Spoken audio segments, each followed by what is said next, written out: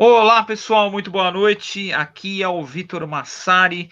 Estamos aí na nossa nona edição do programa Webinars Descendo para o Play, pedindo aí desculpas aos amigos que estão online, inclusive acabaram de me mandar mensagem, né, se tem algum impedimento.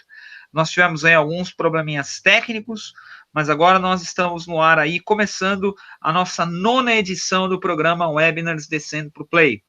Para quem ainda não conhece a proposta do programa, todo mês a ideia é abrir o canal para empresas e pessoas que estão fazendo coisas diferentes através de abordagens enxutas de gestão, né? Então, nós falamos demais sobre técnicas, ferramentas, mas falamos muito pouco sobre resultados efetivos. Então, a ideia do canal é apresentar um pouco esses resultados efetivos.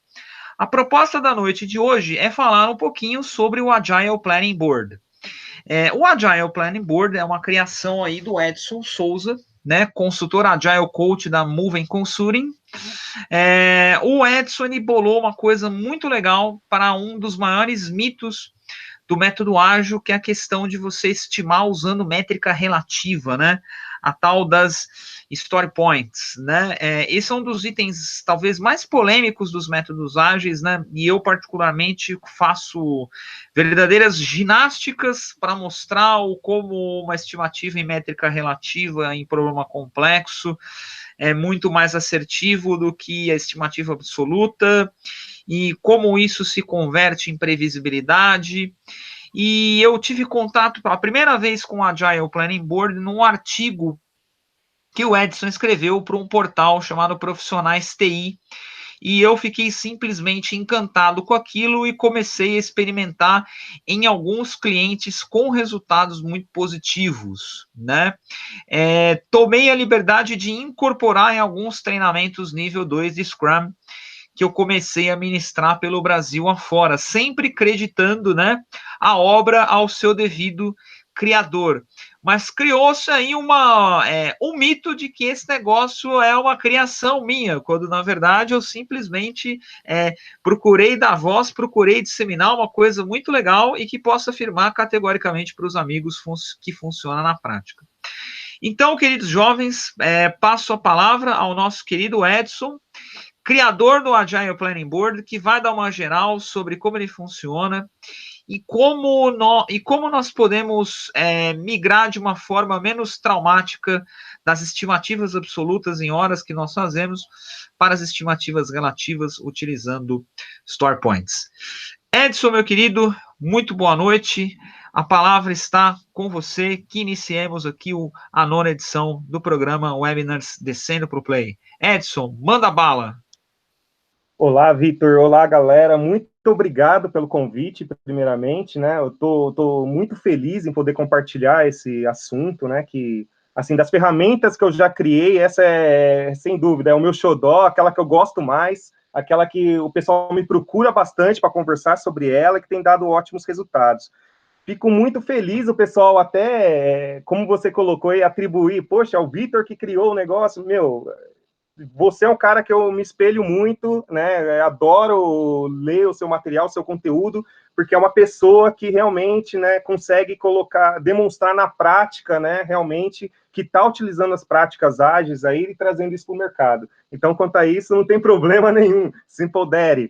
Bom, vamos lá. Pessoal, vamos seguir um pouquinho sobre o tema. Como o Vitor colocou, eu sou Agile Coach da Moving, né? Eu já estou há 21 anos no mercado de TI, trabalhei aí uns 10, muito tempo com desenvolvimento de software e atuando em grandes empresas, né? Sempre na área de TI, enfim. E lá por volta de 2007, 2008, né? 2009, eu comecei a encarar um pouquinho o Scrum, tá? Dentro da Petrobras, sendo os pioneiros ali no uso das práticas na Petrobras São Paulo, né? E sempre trazendo isso para outras empresas que eu fui seguindo, seja como consultor ou outros papéis aí, enfim, tá? Mas, pessoal, independente do papel que eu estive, eu sempre tive que responder uma perguntinha: quando estará pronto? Independente do tipo de trabalho que esteja sendo feito, né? Sempre temos que responder quando vamos entregar o nosso trabalho. tá? E quanto a isso, existem inúmeras técnicas que a gente pode utilizar para estimativas, desde pontos de função, que é um pouquinho ali mais, né, trabalhoso, vamos colocar assim, até o t-shirt size, né, que seria uma forma apenas de comparação, né? Então, coisas simples, coisas mais complexas, depende da empresa aí que você está atuando. E se funciona no seu caso, segue ela. Mas vamos lá, vamos apresentar a nossa técnica aqui, como que funciona, né? Um dos casos aí que a gente sempre trabalha, né, tá na nossa mente, é sempre tentar fazer uma estimativa em horas. Só que tem um probleminha, né? Depende muito de quem está executando a atividade. Daí a gente fica fazendo aquelas conversões malucas. Poxa, mas o cara é júnior, multiplica ele vezes 0,3, o cara é mais sênior, multiplica ele por 0,8, enfim, a gente fica fazendo aquelas planilhas malucas de conversão, né? Então, se depende de quem está executando, pensa no caso, né? Poxa, eu tenho que fazer uma entrega de São Paulo até o aeroporto de Guarulhos. Quanto tempo isso me levaria? Quantas horas isso me levaria? Principalmente aqui em São Paulo, que é caótico, né? Caiu uma gota de água aqui, atrapalha todo o trânsito. Né? Quanto tempo me levaria até Campinas? Ou até Rio de Janeiro? Que seja. Depende muito de quem vai fazer essas entregas. Depende muito de quem vai fazer essa execução. Então, a gente tem esse problema muito grande aí, né, quando a gente tenta fazer essa conversão para horas. Então, para nós, seres humanos, é muito mais intuitivo a gente trabalhar com as estimativas relativas do que absolutas, né? No nosso exemplo, batendo o olho nessa figura, a bola de golfe, ela é bem menor aí, né? Ela é pequena comparada a uma bola de tênis, que também, né, seria uma bola menor do que uma bola de futebol. Então, essa bola de tênis se classifica como média. Só que nosso caso de desenvolvimento de software não é bem assim que funciona, né? Normalmente são esses os casos que chegam para a gente. É uma coisa mais ali, né? A gente não consegue encaixar. Essa bola seria menor ou maior ou igual à bola de futebol, né? Não é tão simples assim. Mas vamos tentar trabalhar isso de uma maneira relativa ainda por tamanho. Com base nessas comparações, pessoal, em tentar auxiliar ao longo do tempo os times que eu venho trabalhando em diferentes empresas, a realizar essas estimativas relativas, acabou surgindo essa ferramenta, então, né, para tentar de maneira visual auxiliar os times a realizar o seu planejamento e estimativas. Apresentá-la pura e simplesmente fica um pouquinho difícil de entender. Então, eu gostaria de pedir permissão para vocês para conceituar um pouquinho como que a gente chegou nessa ferramenta, tá certo? Vamos falar um pouquinho sobre planejamento. E daí eu não tenho que inventar muito, a não ser me referir um pouco ao Mike Cohn, né, no seu livro Agile Estimating Planning, quando a gente tem o questionamento, por que planejamos? E aí, né, segue uma série de pontos que podemos colocar, né, que é para dar previsibilidade. Ontem mesmo, né, eu estava divulgando o evento de hoje, já recebi alguns questionamentos. Poxa, mas não deveríamos estimar. Eu não quero entrar muito nesse item de no estimate, se eu devo estimar ou não estimar. Esse acho que dá um assunto para um outro webinar, mas no meu caso, nas empresas que eu atuei, né, pelo menos eu tinha que dar previsibilidade do que eu gostaria do que eu poderia entregar na mão do cliente em determinado tempo, tá? Mesmo sabendo, olha, você pode ter uma data muro e fixar tudo até aquela data muro, mas o que eu consigo entregar até aquela data muro, tá? Então, a gente precisa ter previsibilidade daquilo que a gente está trabalhando, né? Também a gente precisa reduzir os riscos, saber se a gente tem dependência de outros itens ou outras áreas, né, ou de determinada infraestrutura, né, reduzir as incertezas, se a gente realmente tem um entendimento daquilo que é para fazer, será que a gente tem tudo na mão, tudo que é necessário para a gente poder trabalhar? Isso também vai suportar uma melhor tomada de decisão, quando a gente vai falar, poxa, quais as ferramentas, quais as funcionalidades que irão garantir meu produto mínimo viável, né? Auxilia também nos estudos dos trade-offs, né? Verificando o que é mais importante, o custo ou o tempo? Serão as funcionalidades? Eu tenho que verificar o esforço que eu tenho que entregar tudo isso daí, né? Vale a pena eu colocar mais pessoas para atingir esse prazo? Isso tudo é discutível, né? Também serve para a gente transmitir informações, né? Dar clareza e transparência para todo mundo que está atuando no projeto, né? Isso que é uma das nossas bases aí da agilidade, que é a transparência. Mas, se a gente tem tudo isso, por que esses planejamentos falham, então? Olha, porque muitas vezes a gente está ainda arraigado naquele processo de planejamento por atividade e não por funcionalidade. Em vez de a gente buscar entregar algo que tem valor, normalmente a gente está olhando ainda, poxa, você terminou a atividade de análise, você terminou o levantamento dos seus casos de testes, né? Estamos ali focados em atividade em vez de entregar algo que é funcional na mão do cliente. Temos problemas de atividades que demoram a terminar, né? Daí, se eu dei uma data muro, que é para entregar uma funcionalidade, o que acontece? Se eu como desenvolvedor, e eu adorava fazer isso quando eu desenvolvia, né? Eu vou utilizar aquele tempo para tentar fazer a minha arquitetura, o meu desenvolvimento da melhor maneira possível, né? Então, eu vou gastar esse tempo em vez de estar puxando outras atividades. Às vezes a gente faz planejamento de atividades, mas não de maneira independentes, né? A gente acaba criando uma cadeia de atividades, a gente não trabalha bem o conceito de invest, de atividades independentes uma da outra, de histórias, itens, né? Seja lá do que a forma como você esteja trabalhando, mas a gente acaba criando uma cadeia aí de dependência entre essas atividades. Então, se uma atrasa, por consequência, a gente vai acabar atrasando todo o nosso cronograma. E daí fica aquele trabalho de gerente de projetos, que é ficar ajustando, né, cronograma por conta de algo que a gente não conseguiu trabalhar bem a independência entre elas. E daí, quando acontece esse atraso, né, é natural, ou a gente vai matar ali alguma fase do nosso projeto, ou a gente entra naquele processo multitarefa, né? Tenta fazer várias coisas ao mesmo tempo, aumentando o nosso work in progress, né? E acaba não entregando nada para o cliente, tendo aquela trabalhando, colocando muita coisa de desenvolvimento. Funcionalidades também não são quantas e quantas vezes a gente não começou projetos, as nossas entregas, né, pela criação dos cadastros básicos, né, em vez de estar focando naquilo que tem maior valor para o cliente, né, a gente começa lá aquela esteirinha, vamos fazer cadastro básico, depois que a gente vai fazer o processamento, até entregar o relatório, quando se a gente poderia, de repente, puxar informações de algum sistema, já, enfim, já está entregando o relatório que é o que tem valor para o cliente. E nós ignoramos as incertezas, né? Muitas vezes, principalmente quando a gente não entrega o planejamento na mão de quem realmente vai executar, né? A gente faz aquela estimativa achando que, não, joga tantas horas para esse, tantas horas para aqui, certeza, e depois fica tentando correr atrás. E aqui que a gente coloca as estimativando compromissos, né?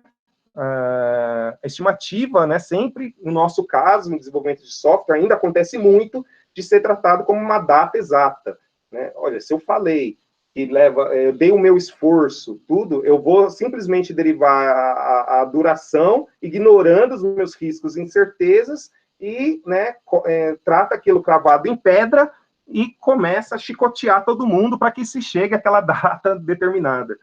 Né? Então, esses são vários pontos, deve ter inúmeros que vocês tenham na cabeça aí, porque os planejamentos falham, com certeza já vivenciaram vários, eu também já vivenciei vários, mas eu estou trazendo aqui um pouquinho, né, de conceito aqui do Agile Estimating Planning, do Mark Cohn, que é um livro muito bacana e acho que vale a pena ler.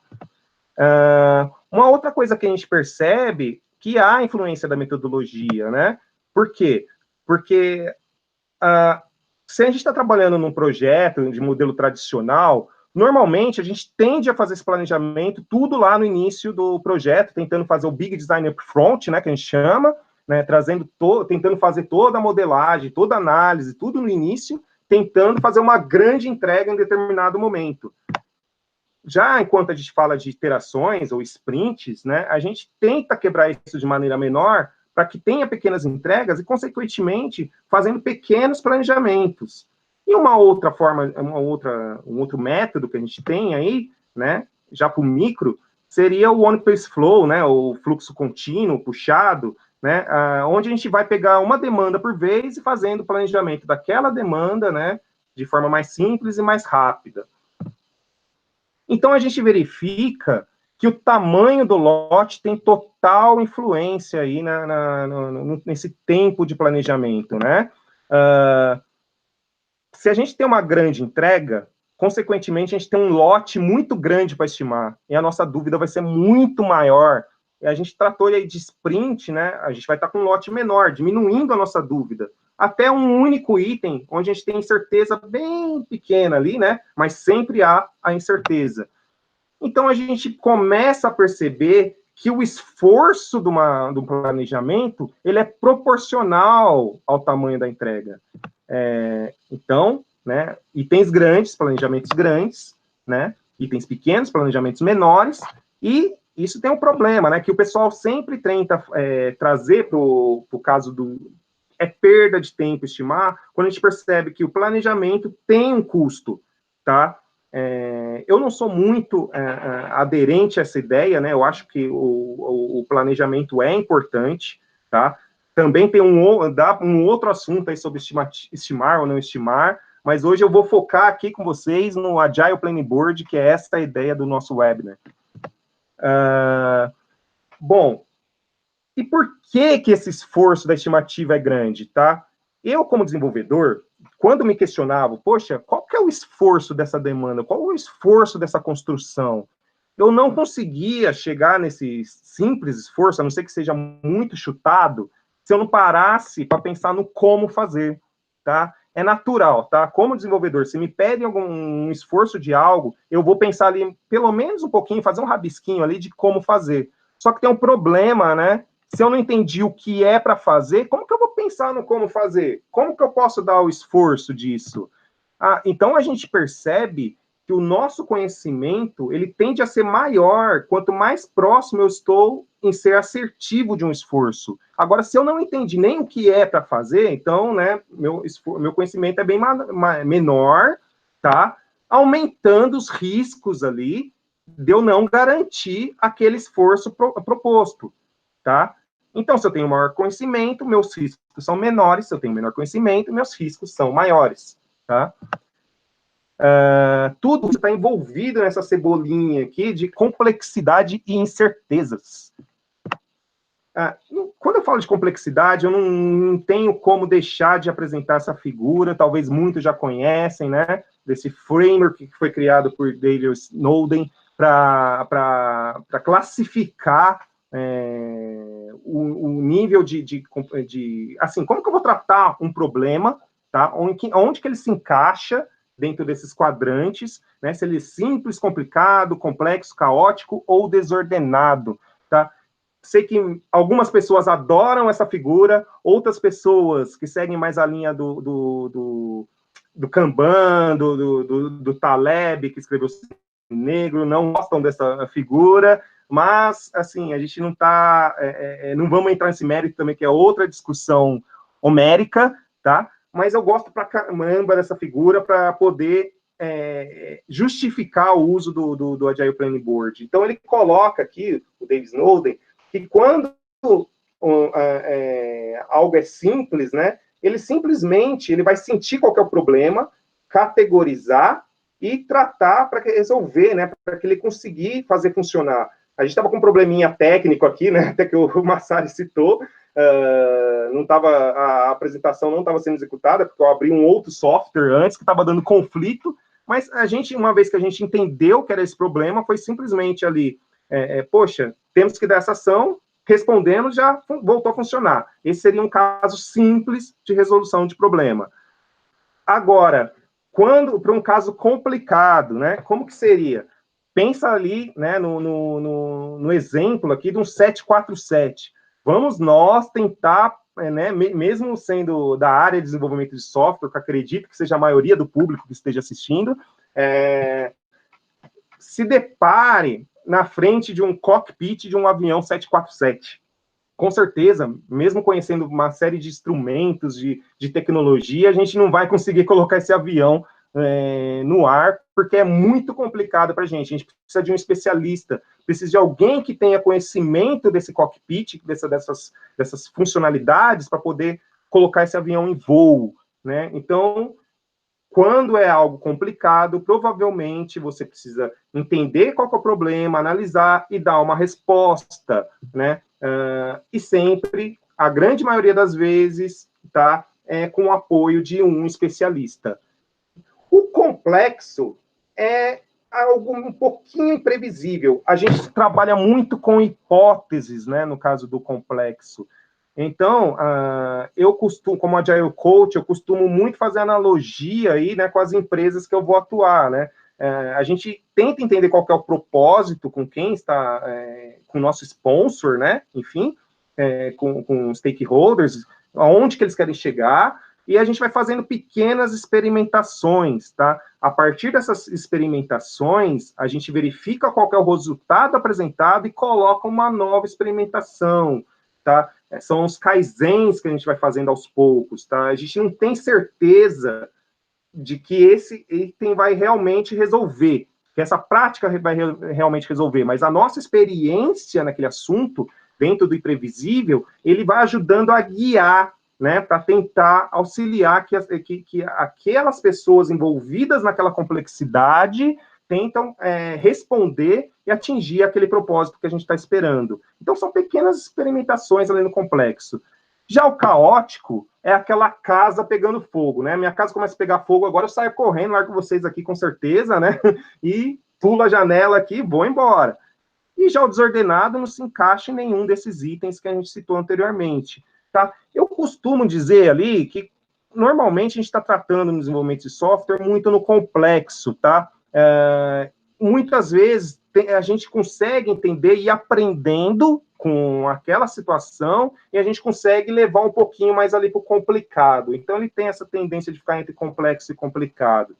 Como eu falei, tem muitas pessoas aí que não concordam muito com esse framework, mas eu tenho levado e seguido para aplicar, né, dentro das organizações que eu venho atuando. Quando a gente fala de complexidade, talvez a melhor forma de se fazer uma estimativa seja por tamanho, da maneira mais simples, com t-shirt size. Quando a gente falou de comparação, relatividade, né? Então, o PMG ali, de repente, encaixa da melhor forma para a gente. Só que, lembra da cebolinha que a gente falou? Das incertezas e complexidades. A gente tem as incertezas de negócio, né? Que pode ser P, M ou G. Elas podem ser pequenas, médias ou grandes. Eu acabei de chegar na sua empresa, contratado para, de repente, resolver um problema de agilidade. O Massari chegou lá, né, para auxiliar vocês com um problema de agilidade, né? Talvez a gente não conheça o negócio da sua empresa. Muito provavelmente a gente não vai conhecer o negócio da sua empresa, né? Então a incerteza para a gente é grande, enquanto para você que está atuando dentro da sua empresa, isso já seja pequeno. Porém, como especialistas em determinados assuntos, né, em algumas técnicas e práticas ágeis, a parte técnica para a gente seja um pouquinho menor, seja pequeno, média, né? Enfim, a gente não conhece tudo também. Tá? Enquanto para você, né, poxa, eu não conheço esse item, por isso que eu te contratei, né, essa incerteza técnica seja grande, tá? E temos o esforço, por fim, né, sendo também pequeno, médio ou grande, tá? Digo que as incertezas são muito subjetivas. O que é incerteza, né? Como que a gente vai dizer o que é incerteza, tá? Incerteza para mim é diferente de uma incerteza para você, tá? Então, por isso que a comparação relativa é muito mais simples. E o esforço é um pouco mais tangível. Eu dizer, poxa, eu fazer esse trabalho tranquilo, é pequeno, né? Enquanto eu fazer um trabalho de formação de um time Scrum novo, atuando com as práticas X, Y, Z, seja um esforço muito maior, tá? Seja grande, tá? Então, a gente tem esses itens subjetivos e os tangíveis. Diante disso, então, se a gente tem esses 3 níveis, eu acabei ali desenhando esse fluxo do conhecimento, né? Que será que eu entendi o que é para fazer? Tá? Vamos pensar primeiro por aí. começa no fluxo. Eu tenho incerteza quanto ao negócio? Se eu tenho incerteza, eu já classifico ele. Essa incerteza é pequena, média ou grande? Tá? Não. Eu não tenho incerteza, eu entendi o que você quer que eu faça. Então, eu vou verificar se eu sei o como fazer. Verificando da seguinte forma: eu tenho alguma incerteza técnica, né? Eu entendo como é para fazer, eu não entendo como é para fazer.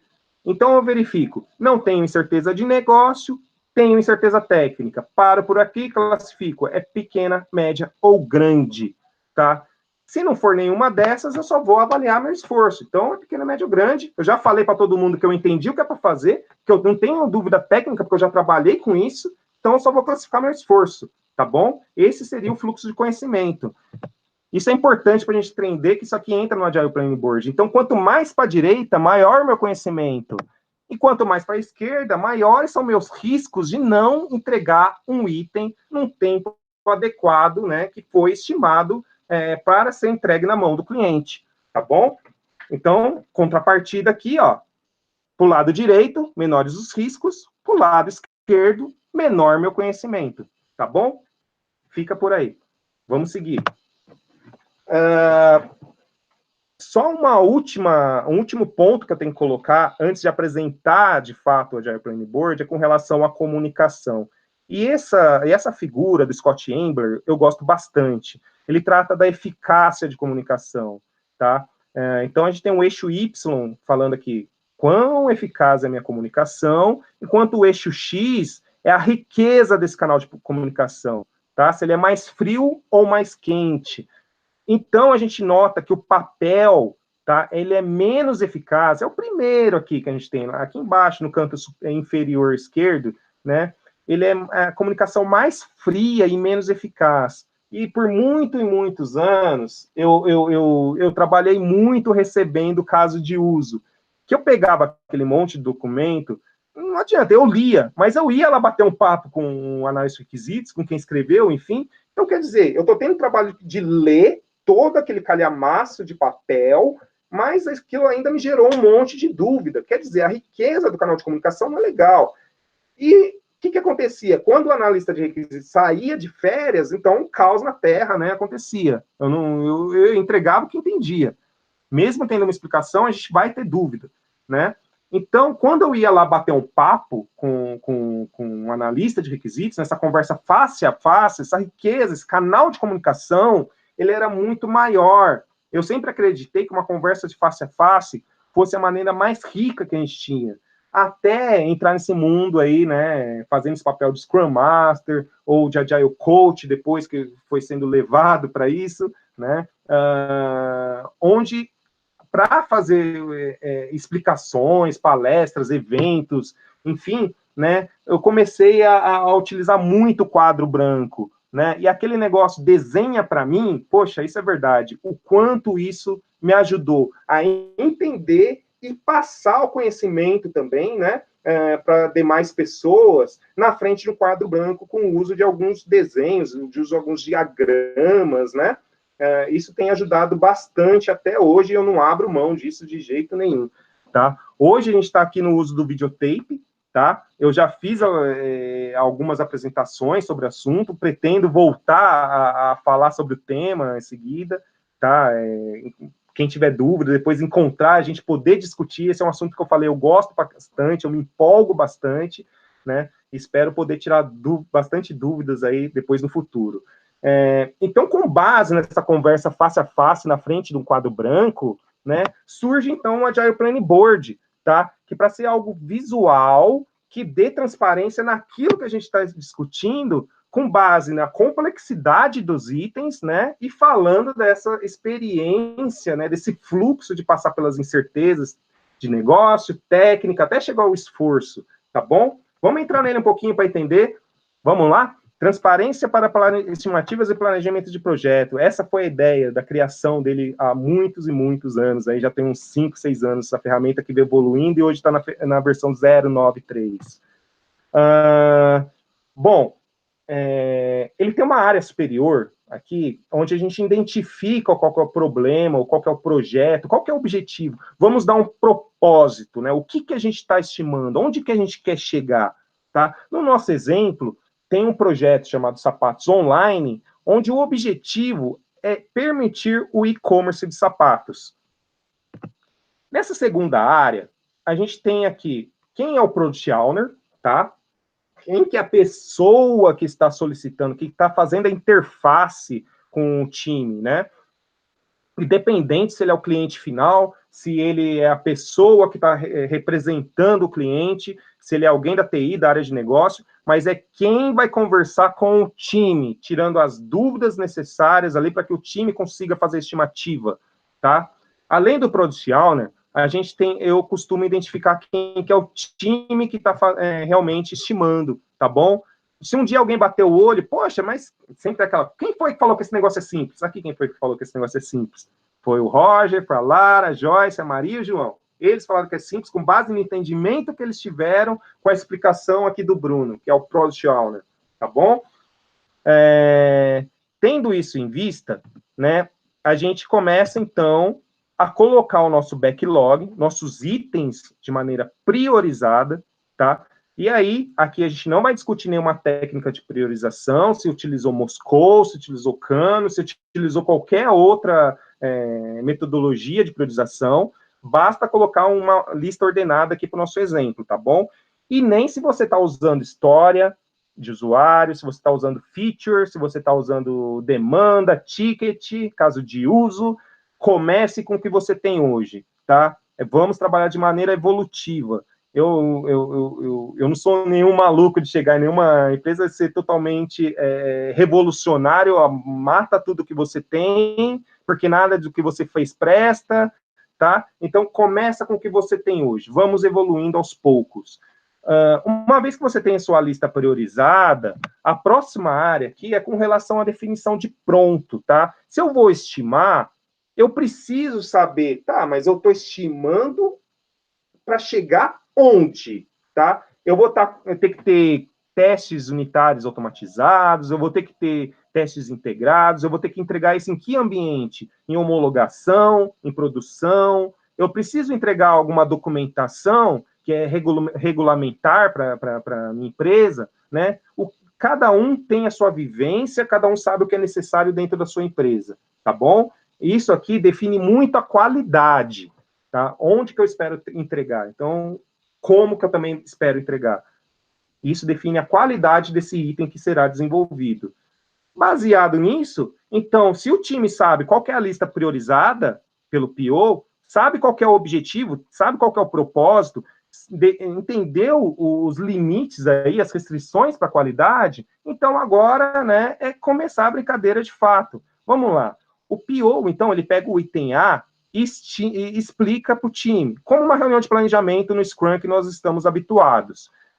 O time vai lá, entende esse item, tá? Tira suas dúvidas, verifica, então, que ele não tem nenhuma dúvida de negócio, não tem nenhuma incerteza de negócio, não tem nenhuma incerteza técnica, e somente, então, precisa classificar o esforço. Ele passou aqui no fluxo, não é nenhum desses itens aqui, nem incerteza de negócio, nem incerteza técnica, e verificou que o esforço desse item aqui para atingir o definition of done é pequeno, tá? Então ele classifica aqui, ó, coloca na coluna P, tranquilo.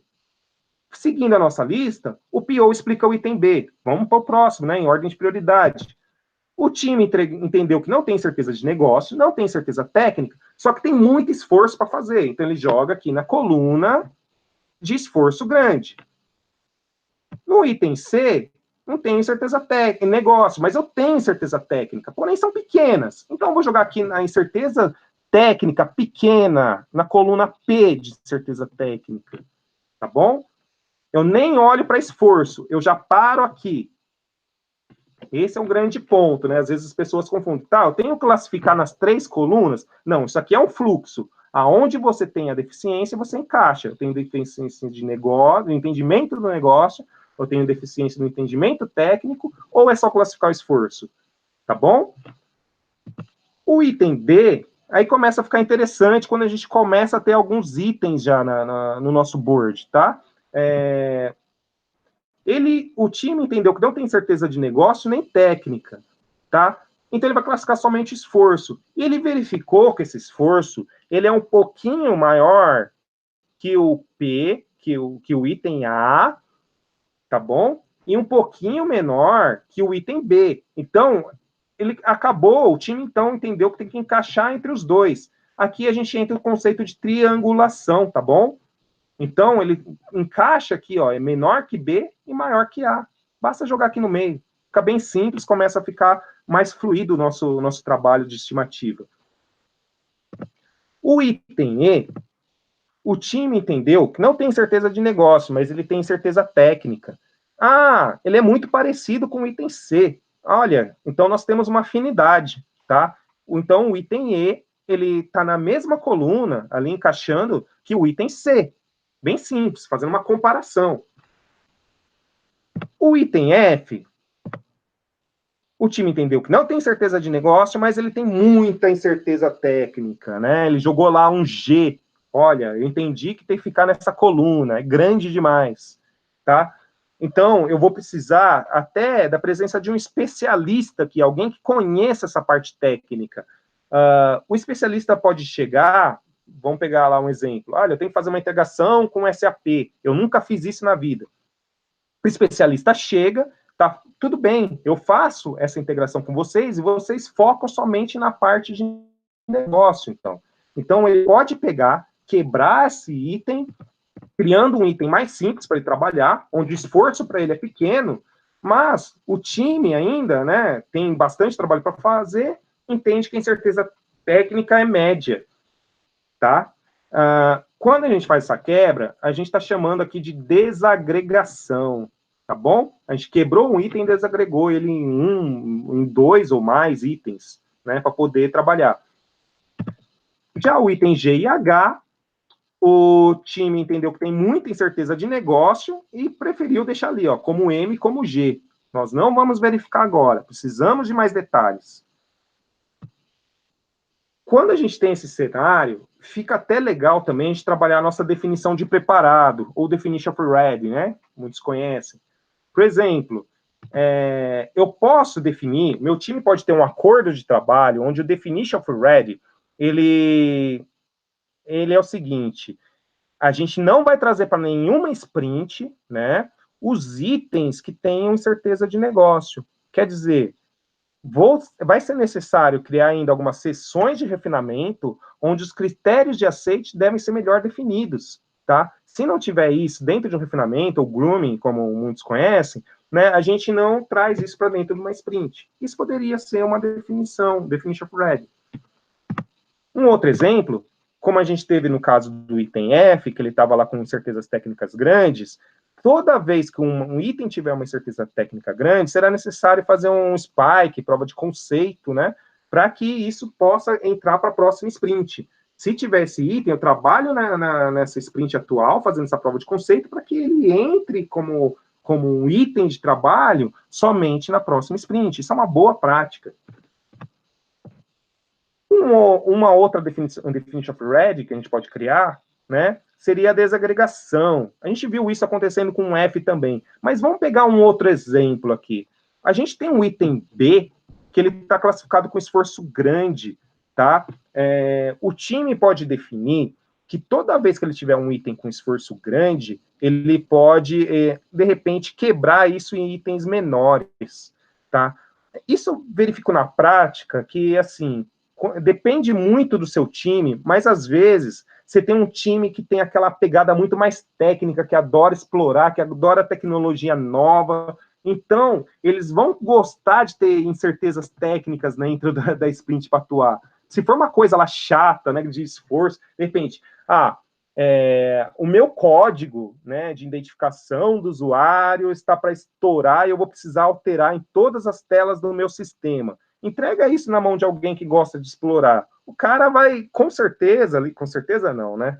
O cara pode acontecer dele levar mais tempo nesse item do que em itens com incertezas técnicas, porque isso aqui é muito chato para ele.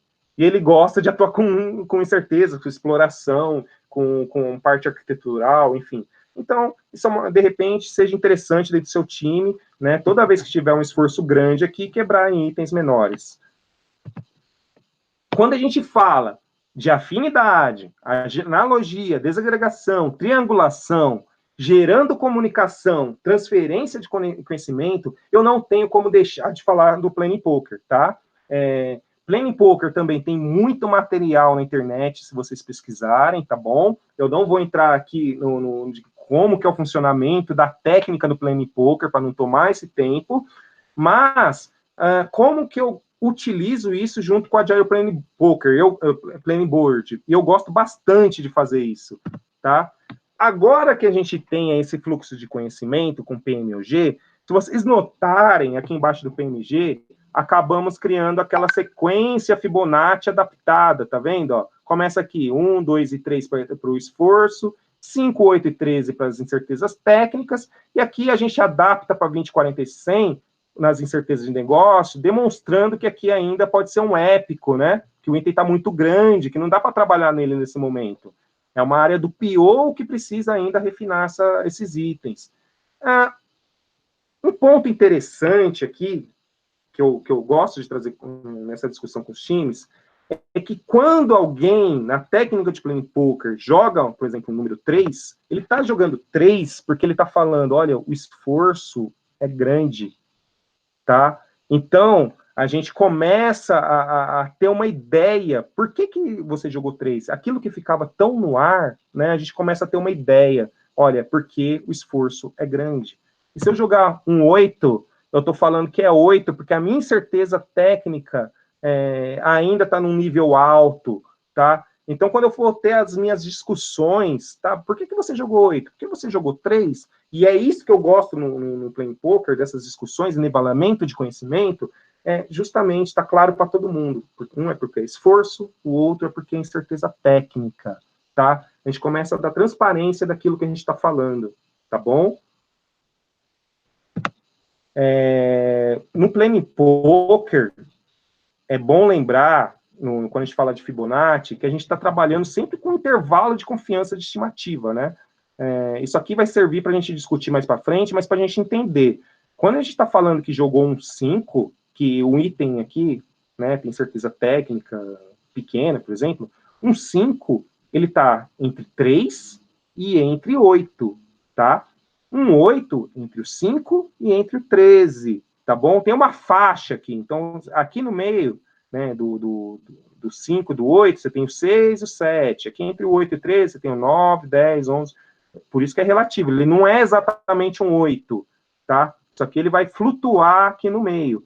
Por isso que a gente coloca aqui essa faixinha aqui, ó, que seria dos intervalos abertos. A gente não está dando uma certeza, tá bom? Isso aqui é estimado. A gente vai entender quando a gente começar a colocar algumas métricas aqui e para preencher e realizar de fato a nossa estimativa. Aqui, por si só a estimativa em pontos, a gente já estaria ganhando. Mas vamos entender isso na linha do tempo, né? Qual que é a duração? O cone da incerteza, quando você pesquisa sobre planejamento, provavelmente você já deve ter visto essa figurinha, né?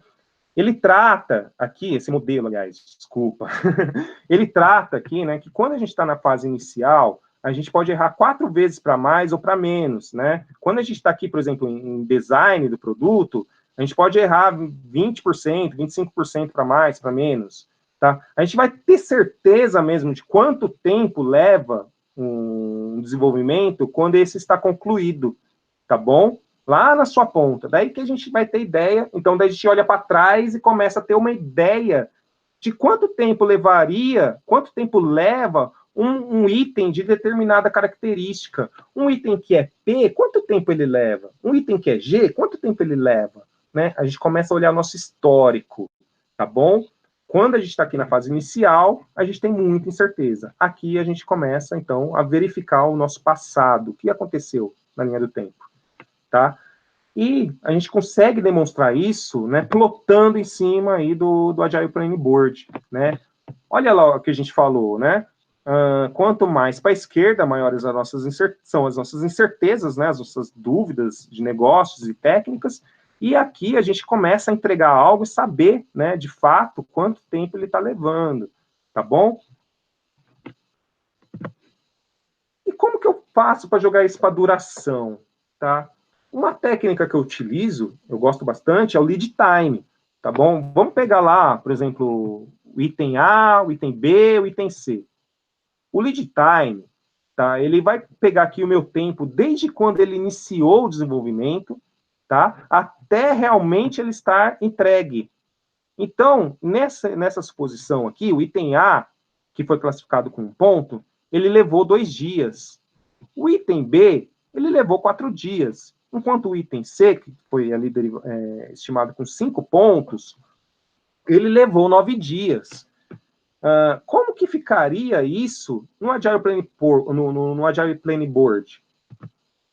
Vamos fazer o seguinte, se eu estou falando que o item 1, ele leva ali mais ou menos 2 dias, então eu vou plotar essas informações aqui, olha. Os itens que estão na minha coluna, classificados como P, ele tem uma duração aqui de 2 dias. Os itens M, mais ou menos 3 dias. O item aqui, ó, G, de esforço grande, 4 dias. E assim sucessivamente, né? Incerteza técnica, 9 dias, 15, eu fui plotando, pegando essa informação conforme eles foram sendo entregues. Se eu não tenho isso inicialmente, como que eu faço, galera? É por compromisso, né? Quanto tempo você acredita que os itens de esforço pequeno vão levar? Olha, eu acredito que vão levar 2 dias. Eu acredito que vai levar 1 dia. E conforme você vai rodando suas iterações, você vai captando essas métricas e plotando aqui essas informações, tá certo? Como que isso me ajuda no meu planejamento? Vamos lá. Se eu estou falando que, então, que essa coluna P de esforço, ela leva 2 dias, essa aqui, ó, item B, leva 4 dias, essa aqui leva 9 dias, se eu somar 9 mais 4 dá 13, mais 2 dá 15. Eu estou meio que dizendo que em 15 dias eu consigo entregar esses 3 itens, tá? Com 9 pontos, para quem trabalha com velocidade. Defino uma meta, olha, o item A, B e C eu consigo entregar a interface online da minha loja de comércio de sapatos. Se eu pegar aqui o F2, que leva 2 dias, o item D, que leva 3 dias, mais esse item E, que leva 9 dias, vou ter ali aproximadamente também, ó, 15 dias com 8 pontos. Quer dizer, eu defino a minha meta, né? Estou fazendo meu planejamento. A cada 15 dias, eu estou entregando algo de valor, algo potencialmente, né, entregável para a produção. O item F leva 15 dias, tá? Está classificado aqui como 15 dias. Então, eu faço o meu roadmap, né? Eu tenho sprints de 15 dias entregando valor. Aqui nesse roadmap, para atender, se permitir e-commerce de sapatos, tá? Eu teria 3 sprints de 15 dias. Opa, mas espera aí, eu tenho G e H ainda, né? Se eu entrego 15 dias, 8 pontos aqui em 15 dias, né? Quantos dias seria necessário para entregar aqui 40 pontos? Né? Nem vou calcular aqui, mas assim, vou multiplicar isso aqui por 5, né? Se for o caso. Chutando, tá? O PO pode questionar, alguém da governança, do de projetos pode questionar isso. Daí, poxa, é uma carta na manga que você tem para falar, pois é, PO, pois é, cliente. Precisamos de você junto para ajudar a gente a entender esses itens para diminuir a incerteza de negócio. Ajude-nos, né, a tirá-lo dessa área de incerteza de negócio e trazer sempre para a direita, né? Vamos trabalhar aqui, né? Só incerteza técnica e só esforço. O ideal seria a gente tentar colocar tudo na coluna de esforço, trabalhar só com PMG. Seria, assim, aquilo que, né, a gente não está falando de deixar tudo igual, tá? Mas pelo menos ter aqui, né, essa faixinha aqui para trabalhar, PM ou G. Aqui é onde a gente tem a menor certeza e a gente diminui os nossos riscos, tá bom? E aí a gente fala da nossa acurácia, né? Lembra que eu falei que, assim, a faixa, quando a gente está falando de 5, a gente está falando entre 8 e 3, quando a gente está falando de 9, a gente está falando aqui entre 4 e 15, talvez isso aqui esteja muito distante, tá bom? mas o que a gente tenta é estar aproximadamente certo na acurácia, não precisamente errado, né? Seria melhor, é melhor a gente ter aqui, olhando para o passado, com base em métricas reais, né, de quanto tempo eu estou levando realmente no item, né, do que simplesmente sair chutando qualquer coisa, né, e entregar algo totalmente errado, tá? Mas, assim, isso é uma ferramenta muito poderosa que ajuda realmente os times a ter discussão, tá? Da transparência do que eles estão falando, dá visibilidade para o PO, para o cliente, de por que nossa estimativa está dessa maneira, tá bom? Acho que esse é o maior ganho que a gente tem com o uso do Agile Planning Board, tá? Eu deixei alguns cases aqui, só vou falar rapidinho, tá? Para não estourar muito o nosso tempo, mas pegar aqui esse primeiro caso de certezas técnicas que eu vivenciei, eu tirei o nome da empresa aqui, tá? Mas era um projeto com tecnologia nova, onde a gente tinha uma área de arquitetura e a gente acabou formando uma tecnologia, uma equipe ali com especialistas, enfim, né, um time com especialistas, e esse arquiteto, ele provia a solução, tá bom? Olha, vocês têm que fazer isso usando essa tecnologia. E o time, né, não conseguia entregava itens aleatórios. Quando eu utilizei essa técnica com eles, a gente chegou nesse seguinte cenário: muitos itens com incerteza técnica, demais, tá? Aqui eu estou só exemplificando, mas qual que foi a ação, então, tomada aqui? Foi tirar o arquiteto lá do seu silo, né, da sua equipe de arquitetura, e trazer esse cara como integrante do time. Aliás, ele estava ali para prover, para auxiliar o time, como especialista para auxiliar o time. Então, a gente fazer o negócio andar, foi trazer esse cara para dentro do time, para que ele também pudesse auxiliar ali, né, fazer pair programming, fazer spikes, algumas provas de conceito, demonstrando para o time como que eles deveriam atuar com aquela tecnologia, tá? Isso aqui deu transparência e evitou muitos conflitos, tá bom? Tem um outro caso aqui, de uma outra empresa que eu atuei, que, assim, eu estava trabalhando ali, cheguei nessa empresa, né, equipe de desenvolvimento era formada com terceiros, e o pessoal de dentro da empresa, ali da área de negócio, eles já estavam pedindo para trocar todo mundo, porque o pessoal não entregava. Quando entregava um item que estava totalmente fora da prioridade. Quando a gente foi utilizar essa dinâmica do Agile Planning Board, a gente verificou que havia muita incerteza de negócios. Eles não entendiam, até porque houve rotatividade, né? Eram terceiros, o pessoal estava desanimado, o pessoal saía demais, a gente não conseguia reter o conhecimento. Então, a necessidade ali foram duas, na verdade. Primeira, foi um workshop para que todos entendessem qual era o propósito e o que era o negócio, tá bom? E também uma outra coisa foi que o pessoal de negócio, eles não eram o PO, eles não podiam, eles não conseguiam ficar ali junto com o time. Então a gente elegeu uma pessoa que conhecia, que poderia fazer essa interface, mas que ficasse ali no dia a dia junto com o time, tá bom? Então isso ajudou também a pequenos kaizens que a gente teve ali dentro do time. E por último, esse aqui foi numa outra empresa que eu atuei, iniciando com um projeto com um time ágil, onde a gente já saiu utilizando o Agile Planning Board, tá? Então, os itens priorizados foram sendo entregues primeiro, tá vendo? Tinha alguns itens ainda que estavam com alguma certeza técnica, que seria o F, o G e o H, tá? Mas que o time ia trabalhando num sprint, tá? Num sprint anterior ao que ele deveria ser realmente iniciado pelo restante dos dev teams, tá? Então, esse aqui estava rodando bem bacana. Então, esse cenário, nessa linha vertical aqui, né, saindo do canto superior direito para o canto inferior esquerdo, é um ótimo cenário que a gente está trabalhando. Pessoal, o outro é muito parecido, eu não vou passar, tá? Mas a gente também iniciou com o uso do Agile Planning Board, é um case de sucesso, tá? Esse assunto, tá? A gente está tentando disseminar. Quando eu fiquei sabendo que o Vitor estava utilizando, eu fiquei muito feliz, tá? Eu utilizei da Petrobras, para cá, na minha carreira, eu tenho utilizado em diversos locais. Estou tentando agora inserir, né, iniciando a apresentação dele dentro do Itaú. Está sendo um processo de muito grande, com pessoas muito boas lá dentro, né, coaches muito legais, um processo de transformação muito bacana. Tem mais conteúdo lá nesse site, agileplanboard.wordpress.com. Faz tempo que eu não coloco conteúdo lá, mas, assim, conforme a necessidade, eu vou incrementando. E, assim, deixo meus contatos. Pessoal, manda suas dúvidas. Eu vou adorar responder, tá? Eu vou escrever lá no blog, vou estimular mais o conteúdo ali. E a ideia é que, assim, eu gostaria muito que vocês se empoderassem dessa ferramenta. Porque...